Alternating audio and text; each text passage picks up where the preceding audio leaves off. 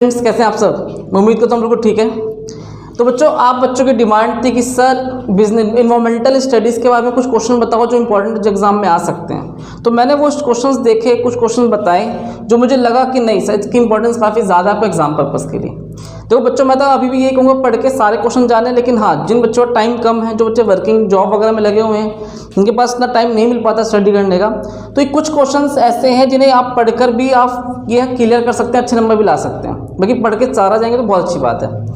तो जिस तरह मैंने कॉस्ट अकाउंटिंग के, कॉर्पोरेट अकाउंटिंग के हर सब्जेक्ट के कुछ ना कुछ मेन क्वेश्चन बताए और आपने कहा कि सर फ़ायदा मिला, एग्जाम में भी आया, वो तो मुझे बहुत अच्छा लगा। तो आज ऐसे कुछ क्वेश्चंस मैं लेके आया हूँ इन्वायरमेंटल स्टडीज़ के लिए। तो नाम से ही फील हो रहा होगा आपको कि सर यहाँ तो पर्यावरण की बात हो रही है। हाँ बिल्कुल बच्चों, यही बात हो रही है। और ये पर्यावरण का टॉपिक कुछ ऐसा नहीं है जो कुछ अलग से पढ़ने को मिल रहा है आप बच्चों को। ये टॉपिक बस ये है 6th 7th 8th 9th 10th में आपने जो पढ़ा, इतना मन से तो आपने नहीं पढ़ा था, मुझे पता है। तो अगर मन से पढ़ा होता तो उन्हीं बातों को आप यहाँ पढ़ रहे हो, कुछ ऐसा नया नहीं है। सारी बातें जो यहाँ पर मैंने क्वेश्चन लिखे हैं, जो भी बुक में लिखा हुआ है, लगभग कहना है आपके SST में, आपके साइंस में वो लिंक था, आपने पढ़ा भी होगा। ले दे के बात यही है कि आप बचपन से पढ़ते तो आपको इतनी दिक्कत नहीं आती। तो कुछ क्वेश्चंस मैंने लिखे हैं, आप इन पर नज़र करना, इन पे ध्यान देना बेटा। जो कुछ क्वेश्चंस मैंने लिखे हैं, पहला क्वेश्चन है, do you understand by the term disaster management. ये आपदा प्रबंधन क्या होता है, क्या काम करते हैं, ये क्वेश्चन पेपर में पक्का आएगा, इससे रिलेटेड एक क्वेश्चन। तो डिजास्टर मैनेजमेंट का काम बेटा क्या होता है, कहीं आपदा आ जाए, बाढ़ भूकंप आ जाए तो वहाँ पर जाकर उनकी हेल्प करना। डिजास्टर मैनेजमेंट का क्या काम होता है, सारी बात आपको लिखनी पड़ेगी। देखो हाँ, एक बात और, कई बच्चे पूछते हैं कि सर पेपर इंग्लिश में दूँ हिंदी में दूँ। बेटा ये बात आपको, आप पे डिपेंड करता है। आपकी इंग्लिश अच्छी है, आप इंग्लिश में कर सकते हैं, कैपेबल हैं, तो आप इंग्लिश में कीजिए। नहीं आप इतना कैपेबल हैं, आपको इतना अच्छा नहीं आ पा रहा है, तो आप हिंदी में एग्जाम कर सकते हो, कोई टेंशन वाली बात नहीं है। क्वेश्चंस मैंने लिखे हैं इंग्लिश में, मैं इसे हिंदी में बताऊंगा तो आप इसे हिंदी में भी याद कर सकते हैं। तो इन क्वेश्चन पे ध्यान देना। Explain the major function and power of board. देखो आपको कुछ पावर बोर्ड्स हैं, बोर्ड ऑफ की पावर कंट्रोल बताने हैं और फंक्शन बताने हैं। पहला वाटर और दूसरा एयर, इनके क्या फंक्शन है और क्या पावर है।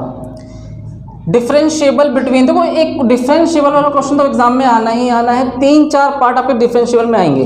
तो मैंने कुछ पार्ट लिखे हैं, बायोस्फीयर और एटमॉस्फेयर में डिफरेंस, कन्वेंशनल और नॉन कन्वेंशनल में डिफरेंस, परंपरागत और गैर परंपरागत हिंदी में बोला जाता है। वाइल्ड लाइफ प्रोटेक्शन एक्ट और फॉरेस्ट कंजर्वेशन एक्ट की बात हो रही है। रिन्यूएबल और नॉन रिन्यूएबल। रिन्यूएबल मतलब जिन्हें आप दोबारा बना सकते हैं, नॉन रिन्यूएबल जिन्हें दोबारा बनाया नहीं जा सकता, करोड़ों वर्ष लगेंगे। सारे टर्म्स आपको लग रहा होगा SST में अपने पढ़ा है, कहाँ पर, ज्योग्राफी में। चिपको मूवमेंट, चिपको मूवमेंट बेटा 1970 में आज चलाया गया था। उत्तराखंड में लोग चिपक गए थे पेड़ों से कि भैया हमें पेड़ को काटने देना नहीं है। बीच बचाओ आंदोलन 1980 के दशक में चलाया गया था।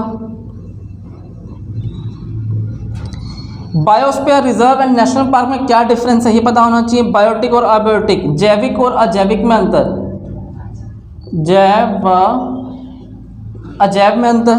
बायोगैस और LPG में क्या डिफरेंस है, बहुत इंपॉर्टेंट क्वेश्चन बनता है यहाँ से। और कई तरह के 2-3 क्वेश्चन मैंने और लिखे हैं। और राइट अ शॉर्ट नोट, कुछ नोट्स भी आपको एग्जाम में आएंगे जो लिखने के ऊपर। भोपाल गैस डिजास्टर, बहुत बड़ा ट्रेजेडी हुआ था जिसकी में एक फैक्ट्री में गैस लीक हो जाने की वजह से भोपाल में काफ़ी वर्कर्स मारे गए थे।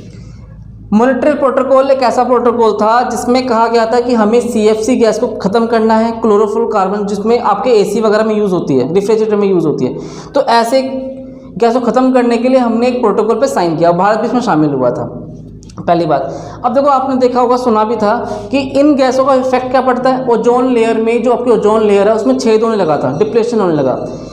तो ये आप गैस को यूज़ कम करोगे, ख़त्म कर दोगे, तब जाके वो धीरे धीरे कवर अप हो पाएगा। तो मॉन्ट्रियल प्रोटोकॉल के अंदर हमने क्या कहा कि CFC को ख़त्म करना है, बैन करना है। स्वच्छ भारत प्रोग्राम की बात की गई।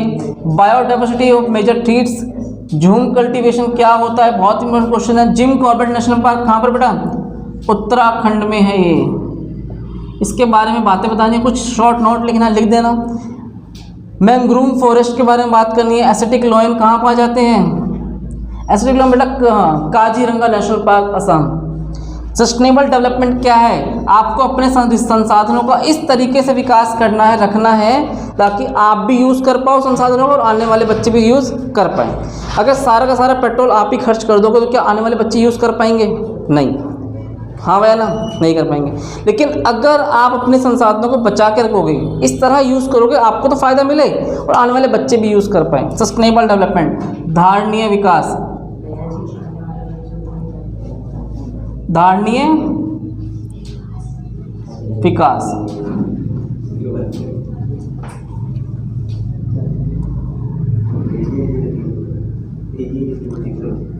धारणीय विकास। और लैंड डिग्रेशन, मृदा अपरदन या भूमि अपरदन।